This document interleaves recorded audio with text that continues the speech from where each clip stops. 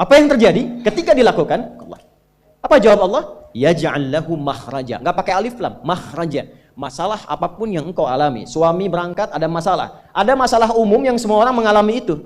Tapi yang ini enggak. Kena macet, ada macet dia mau berangkat, tiba-tiba diarahkan, jangan lewat situ Pak, macet, Bapak kesini aja. Ya. Pak ikut kami saja Pak, tiba-tiba patwal datang, ayo ikut. Ya, itu bisa terjadi. Wa yarzuqhu min haitsu la yahtasib, bahkan rezekinya pun itu datang dari sisi yang enggak diduga. Enggak nyangka ya, emang enggak sangka datangnya. Ya, habis sholat tiba-tiba telepon masuk, belum selesai proyek ini ada permintaan itu. Beda istidraj dengan takwa itu lain. Kalau istidraj itu bertambah tapi lupa Allah. Hati-hati. Proyek nambah, sholat lupa. Hati-hati. Hati-hati ya. Pekerjaan menambah, omset nambah, tapi nggak pernah bisa ngaji. Nggak pernah mampu sholat. Hati-hati itu. Dan paling bahaya kalau itu nambah terus sehingga membuat lupa semua ibadah. Itu istidraj namanya. Istidraj. Ancamannya akhirat tuh, hati-hati. Segera ingat, segera ingat. Tapi kalau semakin nambah, semakin ingat Allah, itu anugerah. Kapan itu bisa terkabul dengan cepat doanya? Kapan selesai urusan kita? Kalau koneksinya bagus. Makanya disebutnya zikir yang terhubung, yang nyambung. Semakin kenal, semakin dekat, semakin mudah. Kadang belum minta, sudah diberi. Ada yang orang belum berucap, Allah sudah berikan. Sehingga ketika menghadapi masalah yang sama, ringan. Bukan gak punya masalah. Akan dihadapi, diringankan oleh Allah.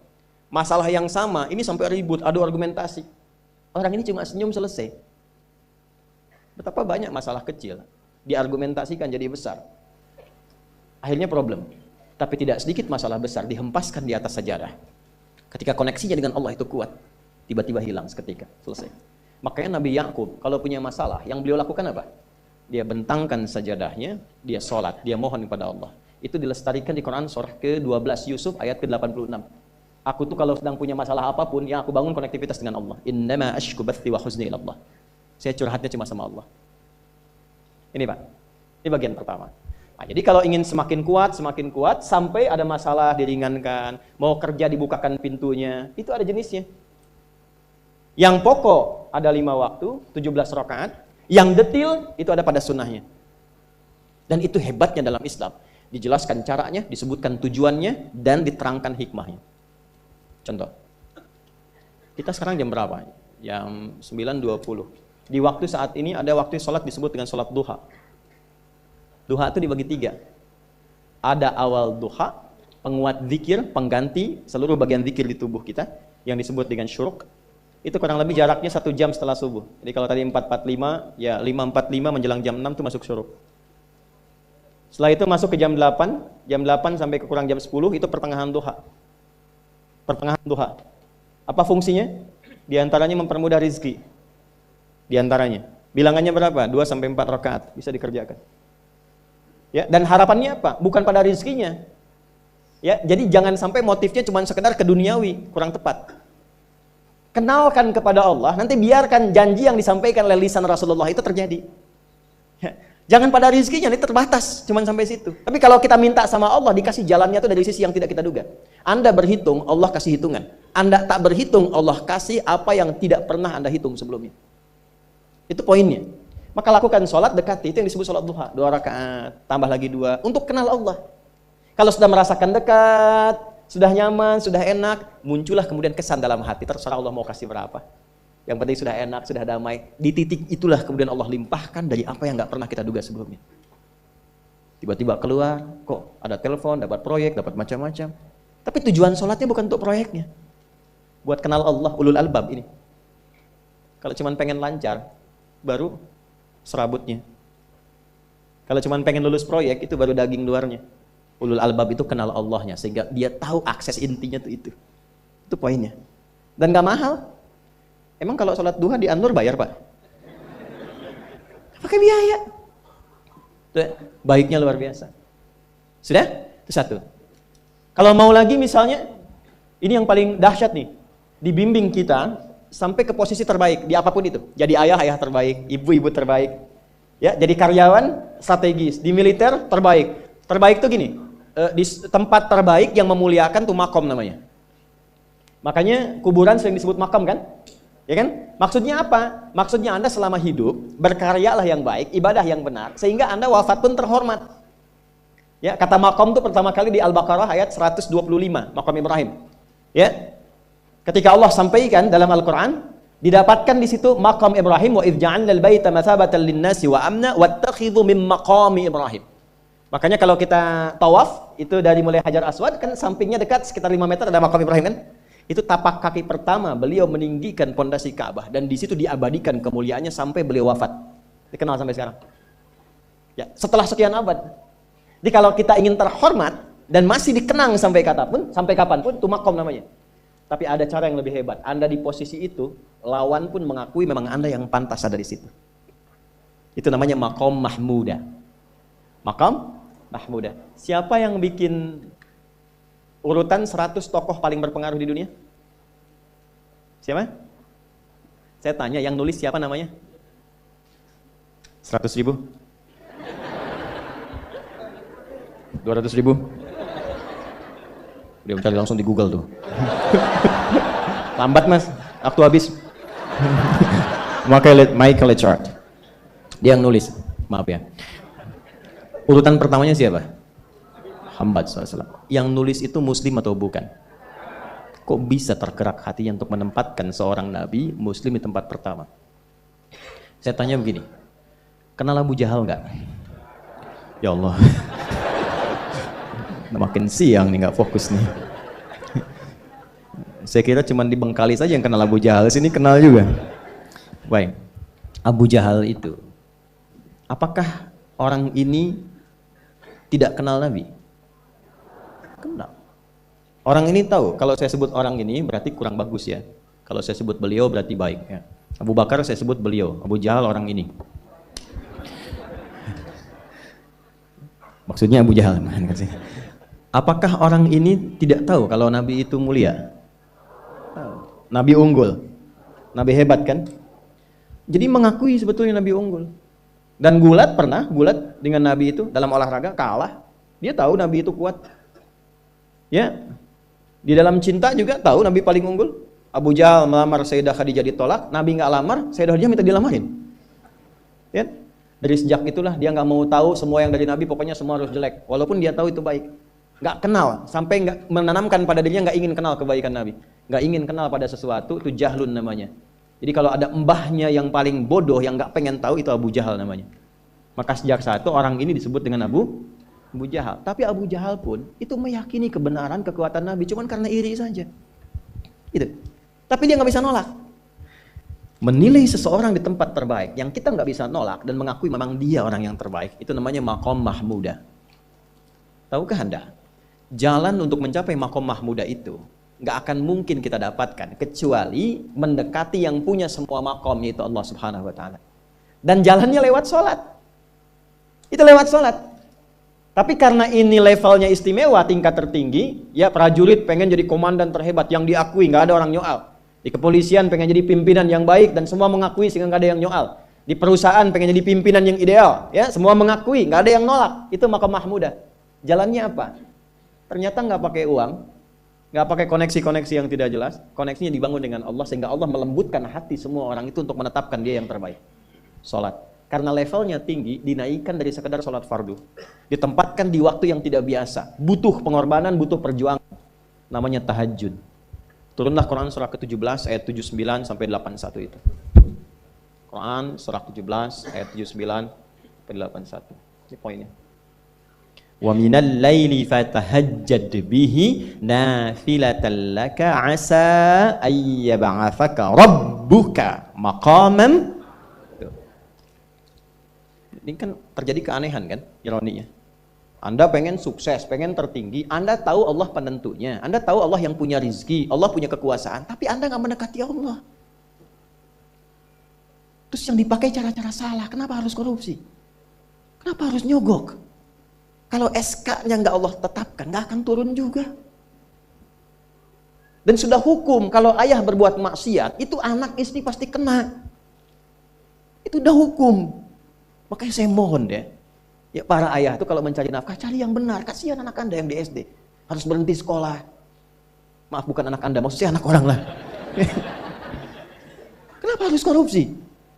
Maka ketika ada tawaran sogokan yang nggak bagus, tuh yang dibayangkan tuh itu bukan cuma proyek jalan dapat uang banyak, tuh anak-anak tuh bahaya.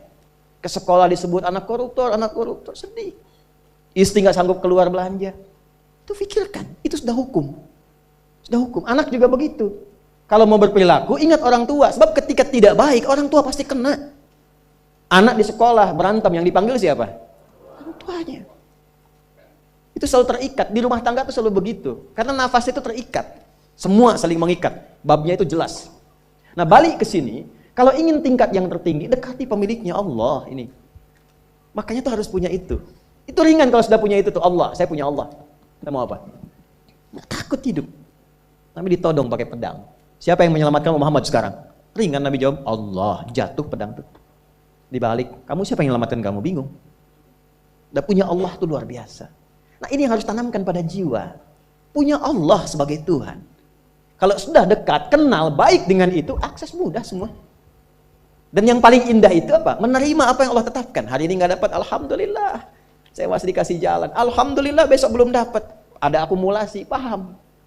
Paham. Nah, itu nggak mungkin bisa dapat rasa itu. Salah satunya, ikhtiarnya apa? Nih, tahajud. Dan hebatnya, kenapa sholatnya disebut tahajud?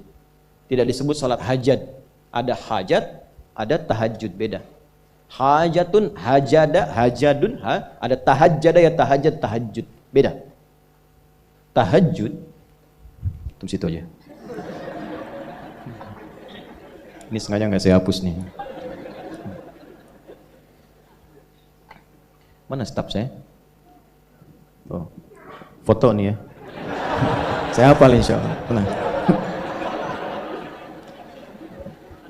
Tahajud. Asalnya dari kata hajada, begini, ha, jim, dal. Ditambah ta di depannya, lalu ada tasydid sebelum akhirnya. Nih. Ini akarnya 3 huruf, ha, jim, dal. Hajada itu asalnya bangun dari tidur malam. Tidur dulu, lalu bangun setelah itu. Itu hajada. Pelan-pelan. Paham sampai sini? Kita teruskan. Kalau kita ingin berusaha untuk bangun, mengoptimalkan diri untuk bangun, maka tambahkan tak di depannya. Berusaha untuk mendapatkan atau mencapai sesuatu. Kalau yang kita akan lakukan itu tidak mudah, nggak gampang bangunnya, sehingga butuh rencana, butuh persiapan, ya kan? Maka tambahkan tasydid sebelum huruf akhirnya. Dari kata syiddah, apa yang mau dikerjakan ini nggak mudah. Memang pengen bangun itu jam 3. Tapi kan nggak tiba-tiba ujuk-ujuk bangun jam 3, belum tentu. Ya kan? Kita harus rencanakan dulu supaya bisa bangun, saat bangun tuh siap, bukan cuma bangun. Bangun jam 3, sholatnya 4:30, ya kan jauh. Maka untuk bangun jam 3 itu butuh persiapan, nih syiddah. Maka rencanakan, pasang alarm 3 kali. Misal yang ikhtiarnya jam 2, jam 2.15, jam 2.30. Alarm jam 2 untuk mematikan alarm yang kedua. Gitu kan? Yakin saya Anda kalau pasang alarm malam tuh nggak satu, yakin? Bangun, ceklek, mati. Minimal ingat akan ada alarm berikutnya kan? Nah, itulah tak. Allah itu sudah tahu modus-modus kita itu. Karena alim maha mengetahui. Detailnya kan kita lakukan kan Allah sudah tahu. Alarm yang kedua membangun kesadaran paripurna. Peringatan kedua. Kalau pengen bangun, enggak tertidur. Maka ketika sampai pada alarm ketiga, sudah sadar kita. Oh. Apa-apa Bu, alhamdulillah. Lebih baik telat daripada enggak sama sekali. Bangun. Nah ini. Kalau kita tarik ke implementasi hidup, pengen level tertinggi itu butuh perjuangan. Latihan dulu, kan? Menguras fisik, energi, tenaga, biaya, hasilnya indah. Tapi ada jalan cepat untuk mendapatkan itu. Nih aksesnya bangun kepada Allah. Gitu. Kalau kita tingkatkan ini, itu luar biasa. Jadi itu. Jadi. Nah, kalau ini terus ditingkatkan, terus tingkatkan, nanti membangun value yang terasa. Ada nilai-nilai yang terasakan, kita merasa lebih dekat dengan Allah. Yang biasanya tadi dipanggil azan baru ingat sekarang, baru selesai subuh udah ingat isya. Nanti isya bagaimana, gitu kan, urutkan. Tapi tetap zuhur juga, zuhur, asar, maghrib, isya. Waktunya kenal, jam berapa. Bahkan dipetakan, saya nanti akan ke sini, masjid yang terdekat di situ. Jadi lihat peta itu, ya, lihat peta jalan, saya nggak sebut nama supaya nggak endorse. Itu lihat peta jalan, itu dia petakan, saya akan sampai di situ jam berapa, durasinya berapa, masjidnya di mana. Kalau tertinggal di situ, di sini saya sholat Jumatnya. Sampai ke situ. Nah, value yang membuat kita semakin meningkat dekat dengan Allah, itu takwa namanya. Takwa. Disebutkan sebanyak 240 kali dalam Al-Quran. Nah, intinya itu ini nih, di jiwa takwanya. Kalau ini sudah ada, Allahu Akbar, silahkan Anda keluarkan semua kata-kata takwa di Quran. Tidak ada kecuali yang indah semuanya. Quran surah 65. 65 itu babnya bab tolak, surahnya at-tolak. Tolak itu persoalan terbesar di rumah tangga. Nggak akan bisa terjadi yang demikian itu kalau ada takwa di dalamnya. Nyambung. Kalaupun mesti terjadi, itu spirit takwa mengarahkan pada yang terbaik. Makanya di ayat kedua di ujungnya, sampai ke ayat 3, apa yang terjadi? Di rumah tangga itu kan cuma 2 babnya. Satu masalah dari komunikasi, yang kedua materi. Perhatikan. Wa may yattaqillaha yaj'al lahu makhraja wa yarzuqhu min haitsu la. Siapapun yang mampu meningkatkan takwanya kepada Allah. Pakai man tuh, setiap personnya. Suami, istri, ayah, ibu, anak, satu keluarga mencoba meningkatkan takwa. Dia tahajud, bangun semua ingatkan. Bangun semua tahajud, salat duha, yuk ingatkan dimanapun. Alhamdulillah. Apa yang terjadi ketika dilakukan? Allah. Apa jawab Allah? Yaj'al lahu makhraja. Enggak pakai alif lam, makhraja. Masalah apapun yang engkau alami. Suami berangkat ada masalah. Ada masalah umum yang semua orang mengalami itu. Tapi yang ini enggak. Kena macet, ada macet dia mau berangkat, tiba-tiba diarahkan, jangan lewat situ Pak, macet, Bapak ke sini aja. Ya. Pak ikut kami saja Pak, tiba-tiba patwal datang, ayo ikut. Ya, itu bisa terjadi. Wa yarzuqhu min haitsu la yahtasib, bahkan rezekinya pun itu datang dari sisi yang enggak diduga. Enggak nyangka ya, emang enggak disangka-sangka datangnya. Ya, habis sholat tiba-tiba telepon masuk, belum selesai proyek ini ada permintaan itu. Beda istidraj dengan takwa itu lain. Kalau istidraj itu bertambah tapi lupa Allah. Hati-hati. Proyek nambah, sholat lupa, hati-hati. Hati-hati ya. Pekerjaan menambah, omset nambah, tapi nggak pernah bisa ngaji. Nggak pernah mampu sholat, hati-hati itu. Dan paling bahaya kalau itu nambah terus sehingga membuat lupa semua ibadah. Itu istidraj namanya. Istidraj. Ancamannya akhirat tuh, hati-hati. Segera ingat, segera ingat. Tapi kalau semakin nambah, semakin ingat Allah, itu anugerah. Karena Allah telah menilai hamba ini paham menjalani kehidupan, sehingga dia ngerti. Makanya Utsman, Abdurrahman bin Auf, setelah masuk Islam, hartanya makin nambah. Karena kenapa? Karena telah dinilai layak mengelola harta, paham cara mengelolanya. Dapat segini, alokasikan ke sini. Dapat segini, alokasikan ke sini. Pak, di mana logikanya? Ada 600 truk hasil usaha. Bapak punya 600 perusahaan. Satu perusahaannya itu bergerak di bidang misalnya logam mulia. Ya, ada emas, ada berlian, ada macam-macam dan sebagainya. Satu kali Anda berhasil mendapatkan kurang lebih 600 truk logam mulia di dalamnya. Mau datang kemudian ke tempat Anda di jalan. Tiba-tiba apa yang terjadi? Ada komen tetangga kepada Anda. Misal, komennya nggak langsung, cuma ke teman tetangga Anda dengar. Waduh, Pak Asep hisabnya luar biasa kayaknya. Hisabnya, bukan berliannya. Hisabnya luar biasa, terus nyampe di telinga Anda. Kira-kira ketika mendengar itu respon Anda apa? 100.000? Bingung kan? Bingung. Lihat Abdurrahman bin Auf, jazakallahu khair. Datang 600 kafilah pakai unta. Isinya semua emas, berlian, perak, macam-macam. Heboh Madinah, bum bum bum bum bum bum bum. Tiba-tiba Sayyidah Aisyah komen radhiyallahu ta'ala anha. Beliau kan yang terdekat dengan Nabi, satu istri Nabi SAW. Jadi kalau sudah ring satu Nabi, ada yang komen, kita tuh cuma 3 sikapnya. Like, share, and subscribe. Gak usah ikut komen lagi.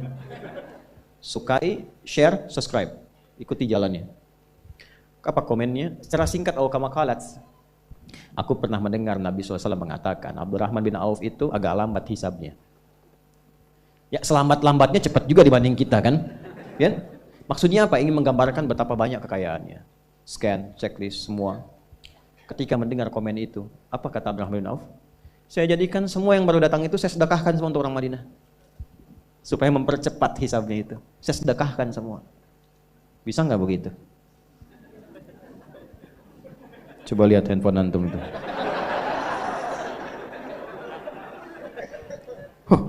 Hisabnya luar biasa nih.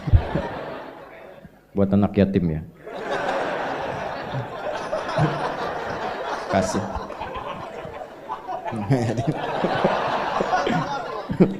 Antum yatim itu kalau belum balik. Ini udah bisa nyari sendiri. Dari perjalanan yatim itu butuh perhatian, banyak di luar anak-anak yang masih butuh perhatian. Buat yatim ya. Nah, mudah. Nah, itu yang maksud saya katakan itu nggak mudah. Tapi kalau kita diberikan anugerah oleh Allah, pandai mengelola sesuatu sesuai dengan kehendak Allah, ini kasih semua. Udah ya? Nah ini, ya jadi sekarang saya cuma pesan 2, nggak banyak-banyak. Sholat sama Quran. Para orang tua sehari, sehalaman aja nggak apa-apa, nggak usah banyak-banyak, 1 halaman. Atau berapa ayat, yang penting ngaji. Yang penting ngaji, nanti lihat berkahnya. Dan jangan cukupkan pada yang 5 ya. Ya ini bukan hukumnya wajib, bukan. Yang wajib tetap 5 waktu. Kalau bisa naikkan, walaupun mungkin 2 rakaat malamnya. Witir 1 rakaat. Atau duha ambil salah satu. Rawatib misalnya.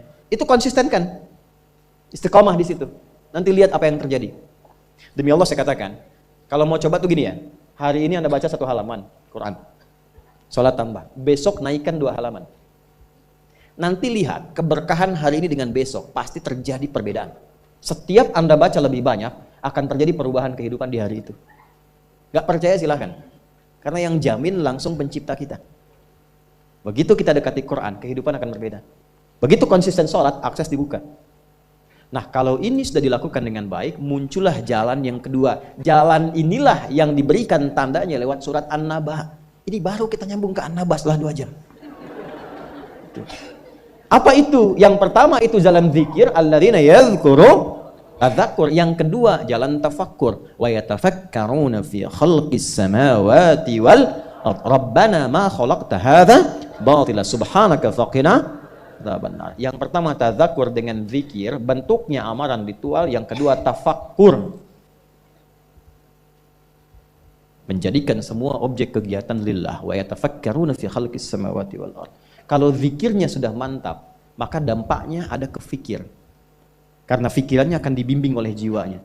Maka dia merencanakan semua kegiatannya, bukan hanya untuk difikirkan, tapi juga dizikirkan, diniatkan untuk mendapat ridha Allah, untuk melancarkan visi hidup dia sampai pulang. Makanya kalau Anda baca sampai ayat 200, di situ lengkap sekali. Jangan cuma dunia, nanti ke akhirat bagaimana, dihisab bagaimana, ini ada ancaman neraka kalau nggak siap bekal. Teruskan coba ayatnya. Ya wa yatafakkaruna fi khalqis samawati wal ardi rabbana ma khalaqta hadza batila subhanaka faqina rabbana innaka man tudkhilin nar faqad akhzaita wa ma lidh dhalimin min. Ini yang enggak punya visi hidup, yang hidupnya bukan tadzakur, bukan tafakkur. Silahkan kata Allah, tapi innaka mayyit, kamu akan meninggal. Silahkan kumpulin harta, naikin jabatan, nyogok, suap, silahkan aja pilihan. Tapi Anda terancam pulang dalam keadaan hina. Innaka man tudkhilin nar faqad akhzaita. Makanya kita bertekad, ya Allah bimbing hamba supaya pulang gak hina. Gak mau hamba dihinakan di hari kiamat. Sekarang kita salah, yang lihat 1-2 orang atau bisa disembunyikan. Di hari kiamat diungkap, semuka langit dan bumi tahu siapa Anda. Saya ini masih banyak aibnya, cuma Allah tutup. Tutup, tapi di akhirat tuh semua kalau nggak kita tutupi sekarang dengan Allah, dibuka. Maka selesaikan semuanya. Setelah itu apa? Rabbana innana sami'na munadiyan yunadil imani an aminu bi rabbikum mana itu kezikir. Ya Allah kami sadar selama ini kami berusaha, bekerja, beraktivitas, belajar, ada yang salah arah nih. Kami cukupkan untuk dunia saja, padahal kami sadar setelah dunia ini masuk ke alam kubur, setelah alam kubur dah hisab. Cuma 2 akhirnya, surga atau neraka. Saya sadar ya Allah, saya akan rubah visi hidup saya mulai hari ini. Saya siapkan aktivitas kehidupan saya bukan cuma untuk dunia, tapi visinya sampai akhirat. Di mana Allah ridha. Pekerjaannya tetap. Anda tetap di kantor juga, yang di militer-militer, di kepolisian-polisian, yang kerja-kerja, yang bertani-bertani. Cuma visi hidupnya apa? Sudah sampai akhirat. Gimana caranya kerja tidak menyakiti orang, tidak menipu, tidak menyogok, sholat masih terjaga, baca Quran masih bisa dilakukan. Toh meninggal juga. Kalau Allah berikan, saya tata. Dapat harta, belajar fikih harta. Belajar. Sehingga tahu mengelolanya. Oh ini untuk keluarga, Quran surah 4 ayat 34. Oh ini yang zakat, Quran surah 9 ayat ke-60. Ini yang infak, Quran surah kedua ayat 215. Ini yang umum, Quran surah kedua ayat 261. Keluar semua. Sehingga saat mendapatkan harta itu sudah paham kemana ditempatkan. Saat hisab ditanya, dari mana didapatkan, kemana kamu keluarkan? Jawabnya ringan. Ya Allah, Engkau yang maha mengetahui. aku dapatkan dengan seperti ini, aku keluarkan sesuai dengan perintahmu. Dibuka filenya, tampakkan, CCTV dibuka, keluar, benar. Checklist, ping, udah, cepat masuk surga. Ya Allah, engkau maha tahu, dari mana aku dapatkan, kemana aku keluarkan? Buka filenya, keluar, pepeng, salah. Neraka. Hidup coba begitu. An aminu bi rabbikum, selama di dunia diseru, fa amanna. Kita sadar ada yang salah. Rabbana faghfir lana dzunubana wa kaffir 'anna sayyi'atina wa tawaffana ma'al abrar. Rabbana wa atina ma wa'adtana 'ala rusulika wa la tukhzina yaumal innaka la tukhliful. Sampai sini aja itu udah visi hidup. Ya Allah, kemarin banyak yang salah, saya mau tata lagi. Ibu merawat anak karena cinta anak atau karena Allah? Masa? Coba lihat anaknya, yang perempuan pakai jilbab tidak, sekolahnya di mana, sholatnya bagaimana, Qurannya bagaimana. Supaya ringan hisabnya, Bu. Cepat pulang. Pak juga ya. Ini koreksi, setelah itu ingat, baru kita punya harapan. Ingin sekomplek di surga dengan para rasulmu, ya Allah.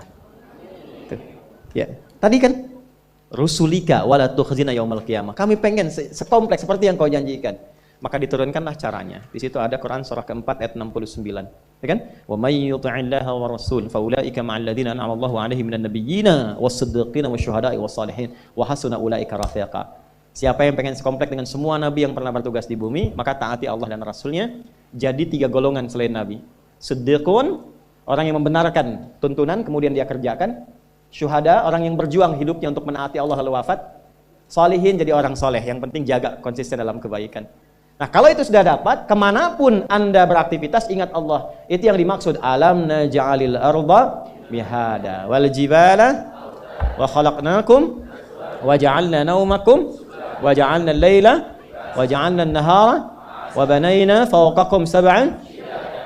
Perhatikan baik-baik, itu runtut semua. Jadi Anda yang kembali riset, lihat gunung, yang di geologi, yang ditambang, yang apa, ingat Allah. Sehingga nggak mungkin nambang sembarangan. Ya kan? Kemudian apalagi yang bekerja siang malam, siangnya bekerja, ingat Allah. Rebahan, berbaring, wa ja'alna laila libasa, ingat Allah. Lihat pasangan, wa khalaqnakum azwaja, lihat istri titipan Allah, lihat suami titipan Allah. Maka bikin pikiran, direnungkan sampai hari kiamat. Makanya nanti sampai ayat 40 itu suasana hisab. Ya, semua sampai ke ujung. Sampai ke ujung. Sampai ayat 40 suasana akhirat. Enggak ada yang bicara, la yatakallamuna illa man adzina lahu rahmanu wa qala. Sampai di ujung, sampai hisab. Nah, kalau ingin bikin visi hidup sampai kiamat, jangan cuma dunia, siapkan sampai pulang. Itulah intisari surat An-Naba itu. Ya, sampai ke ujungnya. Jadi pada intinya adalah lakukan yang bermanfaat, rubah cara hidup kita. Setelah itu dekati Allah dengan tadzakkur, terapkan dalam tafakkur di semua bagian aspek kehidupan kita. Jadi apapun Anda, nggak dicegah. Mau jadi pilot silahkan, jadi insinyur silahkan, ya. Mau jadi menteri, jadi pejabat, di militer, di polisi silahkan. Value takwanya kita keluarkan. Yang penting takwanya.